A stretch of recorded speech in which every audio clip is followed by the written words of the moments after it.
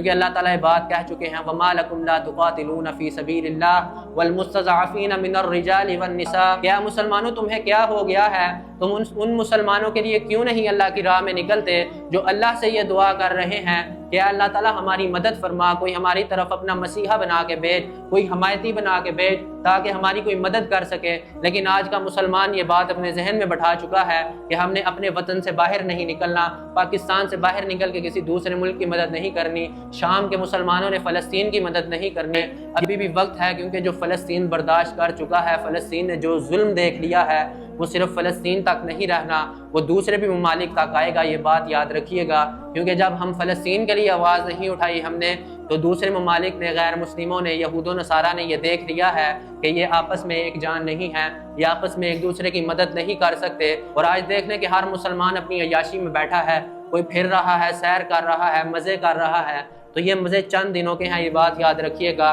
قریب ہے کہ یہ جو ظلم فلسطین پہ ہو رہا ہے یہ ہمارے اوپر بھی آئے گا، کیونکہ جب جنگل میں آگ لگتی ہے تو وہ آس پاس کی ساری بستیاں جلا دیتا ہے، تو یہی ہمارے ساتھ ہوگا کہ جو فلسطین میں ایک آگ لگی ہے وہ تمام کی تمام امت مسلمہ میں پھیلے گی۔ اور اس کے اللہ تعالیٰ کے نبی بتا چکے ہیں کہ اگر تم فرقہ پرستی میں رہو گے تو تمام کی تمام امت کاٹی جائے گی۔